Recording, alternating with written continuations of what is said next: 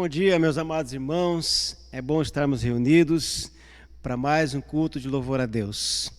E queremos iniciar cantando uma música que é uma oração que que devemos fazer todas as manhãs, dizendo que logo de manhã o nosso coração está disposto a buscar o Senhor.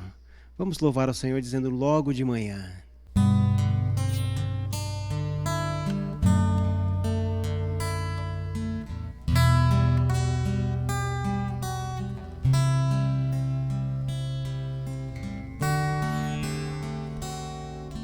Logo de manhã quero te buscar, tua voz ouvir, teu amor sentir, estender as mãos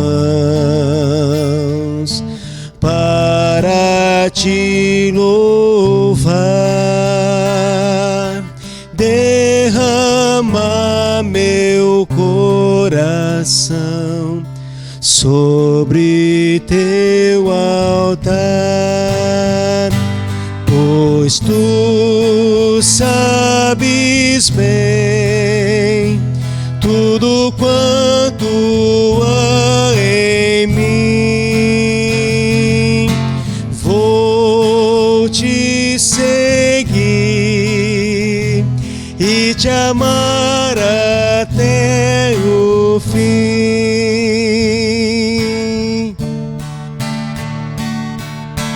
E no fim do dia, quando o sol se pôr, te adorarei, te darei louvor, mesmo escura a noite, brilha a tua luz, em teus braços eu descanso, meu Senhor Jesus, pois tu sabes bem tudo quanto há em mim. Vou te seguir e te amar até o fim.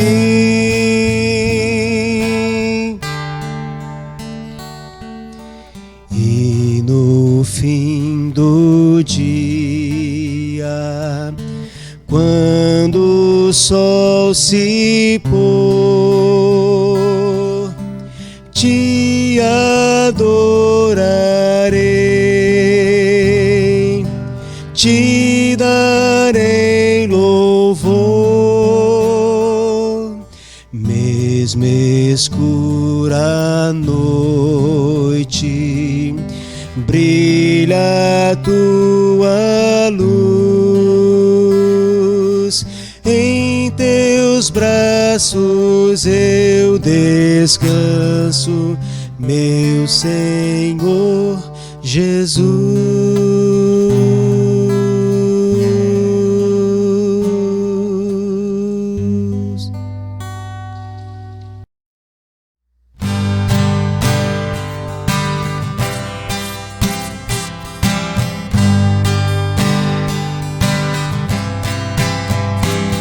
Jesus riscou a cédula que era contra nós, cravou-a na cruz, nos libertou, prevaleceu, aleluia. Jesus venceu a morte, com grande glória ressuscitou, e tem as chaves da morte e do inferno, prevaleceu, aleluia. e despojando os principados, e despojando as potestades, os expôs publicamente e deles triunfou, em si mesmo triunfou. Jesus riscou a cédula que era contra nós, cravou-a na cruz, nos libertou, prevaleceu, aleluia, aleluia, aleluia.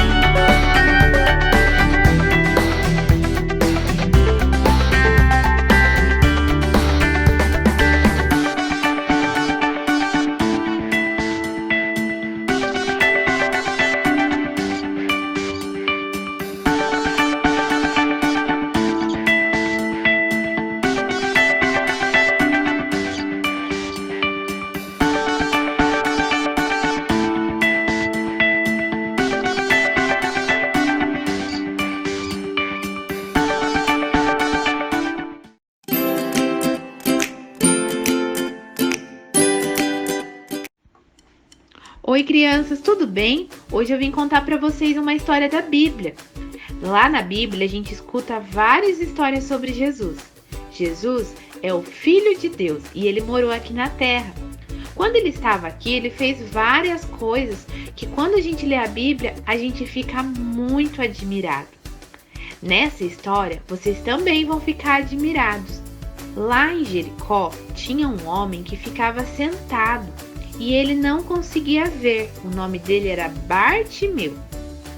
Por ele não conseguir ver, ele ficava pedindo dinheiro, pedindo comida para as pessoas.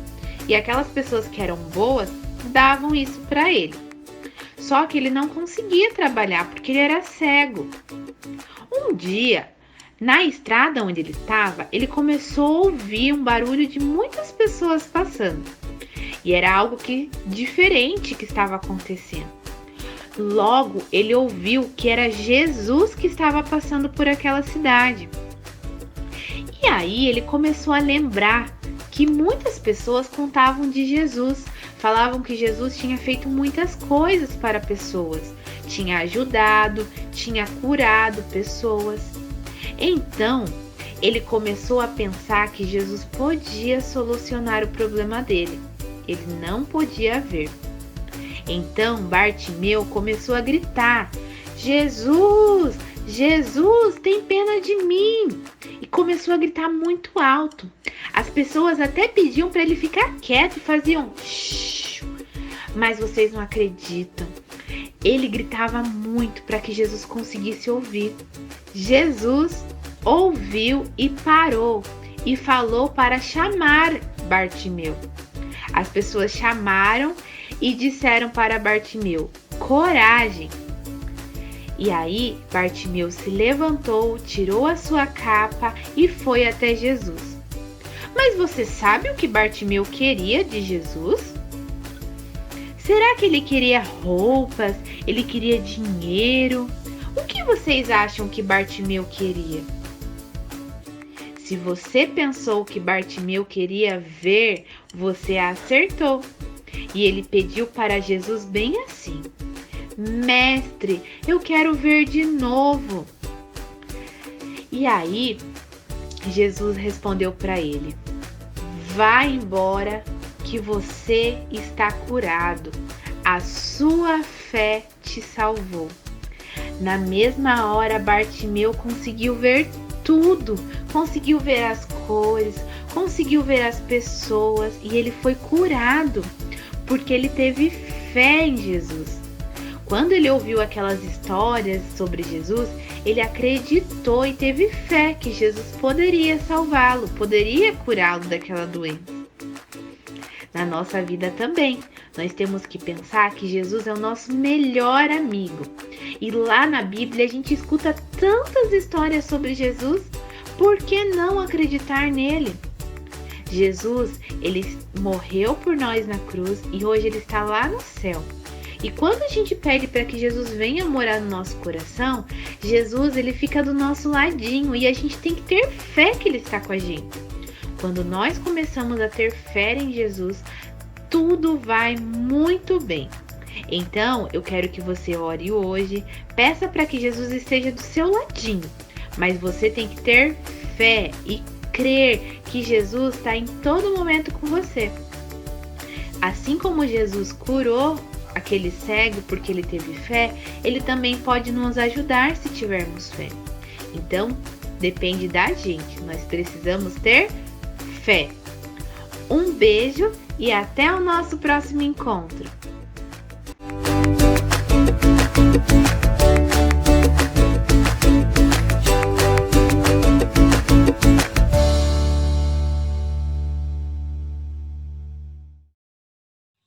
Eu vou falar aos amados que de Jesus já falou. Esse cordel vai falar o que Jesus ensinou, para nós o amarmos porque ele nos amou. Pois nós devemos amar o outro como um irmão. Amar como nós mesmos é o amor do perdão. Vou mostrar o que fazer, anote e não perca não. Amo, multiplico, oro, e então depois reparto, vou e contribuo. Para sertão encerra a parte, seja lá para onde eu for, seja na rua ou no quarto. Lá na Bíblia nós lemos, ele me amou primeiro. Devemos então amar, seja assim verdadeiro. Ajudar a quem puder, praça, rua e canteiro. A Jesus anunciar e falar do seu amor. Viver como ele viveu, Jesus nosso Senhor. Devemos multiplicar, repartir, seja o que for. Meus irmãos, nós também devemos realmente orar. Não podemos temer, devemos sim declarar, para que o mundo saiba que Jesus é o nosso amado. Concluo aqui a poesia. Quero dizer para os irmãos, vamos ir contribuir. Os missionários então, vamos lá nas regiões, nas estradas do sertão. Vamos nas casas falar que Jesus é o Salvador. Jesus Cristo, o único Deus, seja para quem quer que for. Repartir, orar e ir, multiplicar o seu amor.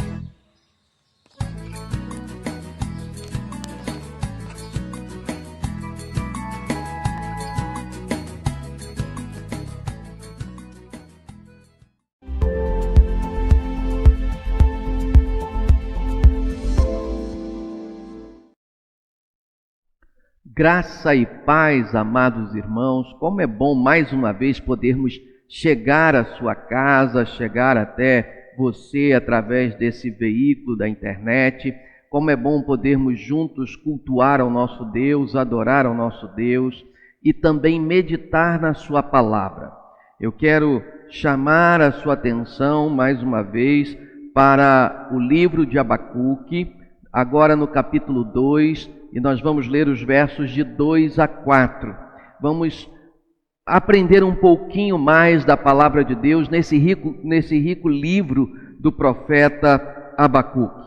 O texto diz assim: O Senhor me respondeu e disse: Escreva a visão, torne-a bem legível sobre tábuas, para que possa ser lida até por quem passa correndo.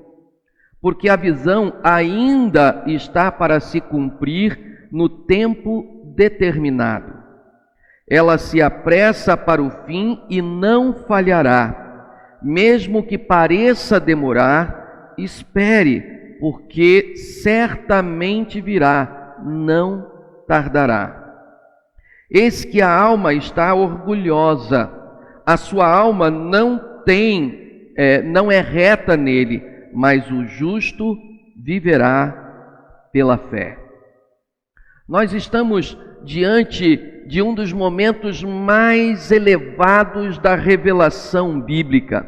Esse texto merece toda a nossa consideração em total dependência do Espírito Santo. O justo viverá da sua fé. Quão profunda é esta declaração de Deus ao profeta Abacuque. Vamos ver o que esse texto nos ensina. O texto começa: então o Senhor me respondeu. A expectativa de Abacuque foi recompensada. No estudo anterior, nós deixamos Abacuque na torre de vigia, dizendo: vigilantemente estarei aqui até que o Senhor me responda, até que a resposta do Senhor traga alento ao meu coração e ao coração de todo o povo. Como Deus não desaponta aos que confiam nele, a resposta veio. E ele diz: escreve a visão. Qual visão? A resposta que se segue agora ou a totalidade do livro de Abacuque? O que ele vai receber agora ou aquilo que compreende todo o conteúdo do livro? A visão é tão profunda, tão séria, que Deus faz uma grande preparação para anunciá-la. A visão deve ser bem legível, ou seja, acessível a todos. Veja como as versões bíblicas colocam essa expressão. Uma delas traduz assim: torna-se legível sobre tábuas. Em outra, diz: tijolos de ardósia, finos como tábua. Em outra, o tradutor captou bem o sentido quando ele diz tábuas, ao invés de tábuas, ele fala argiletas. As respostas, ou a resposta de Deus, não se restringe apenas a Abacuque, ao profeta Abacuque. Ela é para todos, ela é universal. Todos devem conhecer esta resposta. A expressão "para que se possa ler quem passa correndo" é uma tradução literal. Outra tradução, ela vai dizer assim: para que possa ser lida rapidamente. Outra versão ainda diz: grava-a claramente sobre as tabuletas para que se possa ler frequentemente. Um comentarista das Escrituras, ao comentar esse texto, diz assim: tão legível que qualquer um que a leia corra para dizer a quantos lhe seja possível as boas novas da destruição do inimigo e a libertação de Judá. A ordem para escrever a visão demonstra o valor dela. Ela deve ficar registrada. Aqueles que virão depois de Abacuque poderão lê-la. Quem já leu poderá ler novamente. É muito importante que todos a conheçam e a conheçam bem. Ela é ainda para um tempo determinado ou para um tempo fixado. O que significa isso? Significa que a resposta não se verificará ou não vai acontecer em termos de ação imediata, mas que é sim um fato dado como certo, impossível de não acontecer. Além disso, é também escatológica, mas não no sentido da segunda vinda de Cristo, mas sim no sentido de um evento histórico marcante na redenção do povo de Deus. Estando registrada por escrito, a profecia tem o seu cumprimento assegurado. Ela está documentada, está registrada. Deus já assinalou aquilo que vai fazer. Quando? Só Deus sabe. Ele não disse a Abacuque, nem a Daniel e nem a nós. O que ele nos diz é: a vós não vos compete saber os tempos ou as épocas que o Pai reservou à sua própria autoridade. Está lá em Atos 1:7. Ele manda esperar, é para um tempo determinado. Como a igreja precisa confiar em que Deus tem tudo sob controle e que no tempo determinado todas as providências cabíveis serão tomadas. Ele sabe o que fazer, não se apavora, nem se precipita. A igreja deve guardar bem esta palavra. Nós somos uma comunidade que espera o tempo determinado. Ninguém sabe o tempo exato da intervenção de Deus. Nem Cristo sabia o tempo da sua volta. E nós já sabemos que marcar datas para Deus é laborar em erro. Devemos esperar a intervenção de Deus sem precipitações. Devemos aguardar com a confiança de quem crê na sua palavra, nas suas promessas. Ele intervém no tempo certo. Pode demorar, mas ele intervém. E de um modo maravilhoso, de forma dramática, com a solenidade necessária, Deus vai preparando o cenário para a majestosa declaração que ele faz no verso 4. E como Deus é maravilhoso. Ele diz assim no verso 4: eis o soberbo, a sua alma não é reta nele, mas o justo viverá pela sua fé. Que declaração maravilhosa! Nenhuma outra tem causado um impacto tão grande no mundo como esta declaração.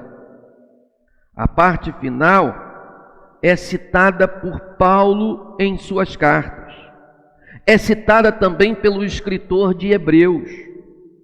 Foi exatamente essa expressão que raiou no coração de Lutero e o levou à sua conversão. Foi essa expressão que transformou a vida de Charles Wesley em um dos maiores avivalistas mundiais.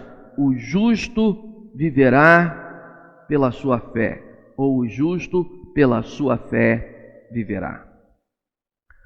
Algumas versões da Bíblia trazem diferenças nessa tradução. A Bíblia de Jerusalém diz assim: eis que sucumbe aquele cuja alma não é reta, mas o justo viverá por sua fidelidade. A Bíblia, na linguagem de hoje, ela diz assim: a mensagem é esta: os maus não terão segurança, mas as pessoas corretas viverão por serem fiéis a Deus. A Bíblia Loyola traduz assim: eis que sucumbe aquele cuja alma não é reta, mas o justo viverá por sua fidelidade. Ainda uma outra versão, ela vai colocar aqui, já lemos: eis o soberbo, sua alma não é reta nele, mas o justo viverá pela sua fé. A tradução de Figueiredo diz: eis aí está o que é incrédulo não terá a alma reta em si mesmo, mas o justo viverá na sua fé. Ainda a Reina Valera, revisada, ela diz assim: eis aqui que aquele cuja alma não é reta se orgulha, mas o justo pela sua fé viverá. A expressão eis o soberbo aqui está se referindo ao caldeu. Ele é incrédulo, ele é orgulhoso, a sua alma não é reta nele, a sua alma está inchada de orgulho pela sua força, pelo seu poderio militar, pela sua capacidade de guerrear, vencer e escravizar. Ele é cruel e arrogante. Por causa disso, será julgado por Deus. E a visão vai se cumprir. Ela pode demorar, mas o arrogante caldeu vai sucumbir. O texto lá de Isaías, capítulo 13, vai falar isso. E aqui nós vemos um ensino maravilhoso. O orgulho e a vaidade, eles sempre vão levar à ruína. Ao passo que o justo, aquele que confia em Deus, ele permanecerá por sua fidelidade em Deus. Olha o que o texto de Isaías 13, 19 e 20 diz: Babilônia, a joia dos reinos, glória e orgulho dos caldeus, será como Sodoma e Gomorra, quando Deus as destruiu. Nunca mais será habitada, ninguém morará nela de geração em geração. Os árabes não armarão ali as suas tendas, e os pastores não levarão para lá os seus rebanhos. Mas nós lemos a seguir a expressão: o justo viverá da fé. Justo aqui em Abacuque é uma referência a Judá, o reino do sul. É um povo pecador, sim, tanto que Abacuque reclamou dos seus pecados. Mas Judá é o pecador que se arrepende, que se arrependerá dos seus pecados e não vai confiar nos seus próprios méritos, mas vai confiar em Deus. Nesse sentido, a Babilônia, ela exemplifica o pecador incrédulo que confia em si mesmo, que insiste em viver nos seus pecados. Ele acaba morrendo nos seus pecados. Judá exemplifica o pecador que se arrepende, que crê em Deus, e por isso ele viverá. Paulo, escrevendo aos Romanos, no capítulo 1, no verso 7, quando ele declara o justo viverá da fé, Paulo está dizendo que isso quer dizer que o estado aceitável a Deus, que o pecador adquire mediante a fé, pela qual ele abraça a graça de Deus que lhe é oferecida ou outorgada na morte expiatória de Jesus Cristo, o Filho de Deus. O que Deus oferecia a Judá era um exemplo daquilo que Cristo faria com o pecador. Não é pela confiança em si mesmo que o homem alcança a salvação. Pelo contrário, ele alcança a salvação quando deixa de confiar no seu próprio mérito, à semelhança de Judá, e se entrega à graça restauradora de Deus. O texto ainda diz: por sua fidelidade. O que significa fidelidade? Que nossas traduções traduzem por fé. O termo original no hebraico não quer dizer um caráter digno ou fidelidade a uma convicção, mas a firmeza, que significa ser firme até o fim, ser firme em todas as circunstâncias. Significa uma confiança inabalável nas divinas promessas da graça de Deus. Então, o justo viverá pela sua fé, pela sua fidelidade em atos e palavras, pela ligação com Deus, por uma inabalável, imperturbável confiança nas promessas de Deus que Judá e o cristão viverá. Isso quer dizer para nós que a pessoa que põe a sua confiança sobre Deus, a pessoa que põe a sua confiança sobre Jesus Cristo, ela se torna aceitável aos olhos de Deus, aos olhos do Senhor. Se Judá confiasse em Deus, viveria por essa confiança. Nós, Igreja de Jesus, nós da PIB de Jacupiranga, somos chamados a uma confiança total e absoluta em Deus e em seu Filho, Jesus Cristo. O caldeu, no passado, ele não cria, ele era arrogante, ele era autossuficiente, e por causa disso, sobre ele cairia o juízo de Deus, ou seja, a morte. Da mesma forma, o homem que não crê em Jesus já está condenado. Quem crê nele não é julgado, mas quem não crê já está julgado, nos diz lá o Evangelho de João, capítulo 3, verso 18. Confiança em si mesmo é morte. Confiança em Deus é vida. Essa é a mensagem de Abacuque. Hoje não é diferente, hoje também é assim.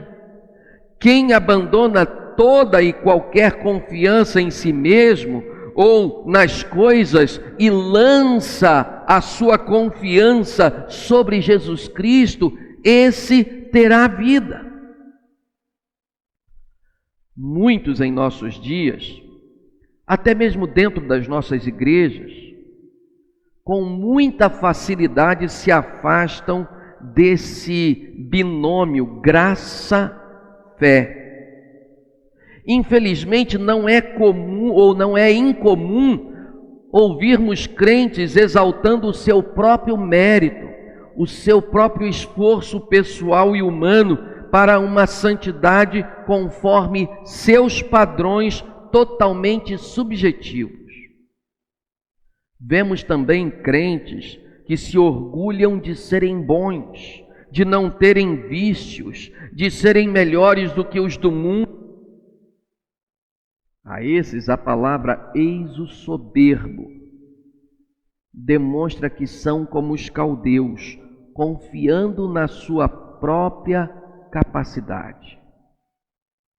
Isso nos fala também da incrível capacidade divina de desconcertar o mundo e o seu próprio povo.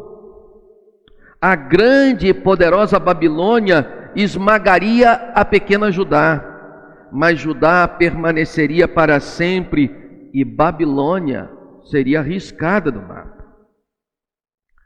E a lição máxima é pela fé no poder de Deus que a igreja vive.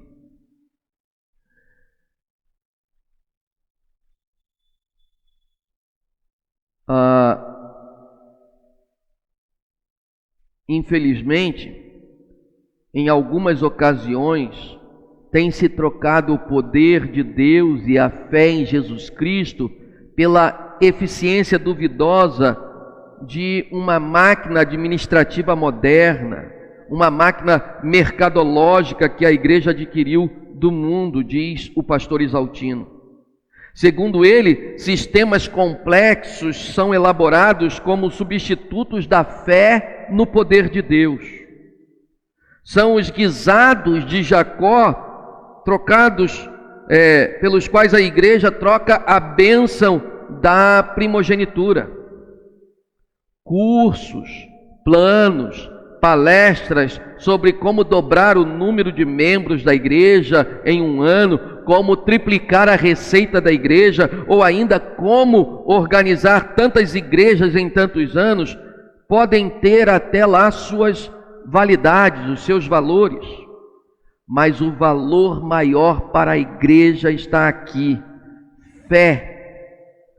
Plano nenhum pode substituir a confiança absoluta e total na pessoa de Deus.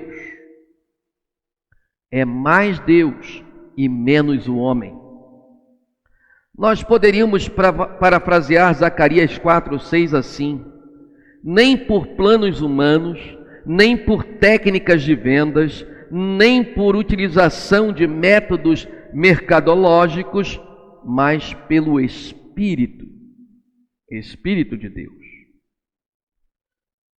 Termino parafraseando Abacuque 2:4 assim: não é pelas alianças políticas espúrias com as trevas, nem pela conivência com poderes políticos, e sequer com manifestações de grandeza que o justo viverá.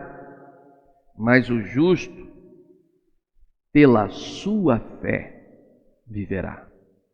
Que nós possamos crer nessa palavra de Deus e possamos tirar a nossa confiança de qualquer coisa que não seja a pessoa de Deus.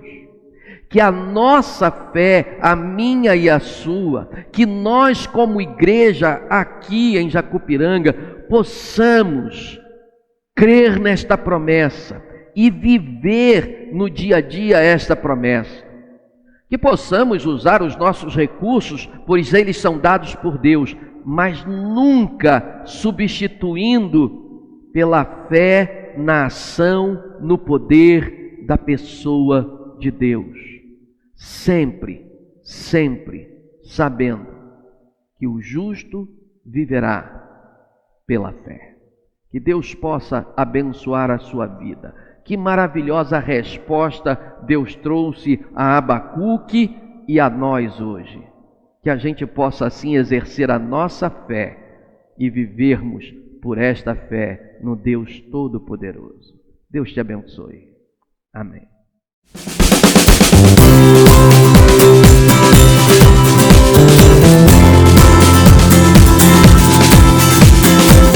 Eu quero convidar você para estar conosco no domingo à noite. Quais são as prioridades da sua vida? Como é que você responde às demandas da vida? Eu quero convidar você para um encontro com Jesus, para entender as prioridades da vida. O que você deve ter como prioridade? O que você deve priorizar na sua vida? Venha encontrar-se com Jesus e aprender com Ele aquilo que Ele nos ensina sobre prioridades. Você é meu convidado.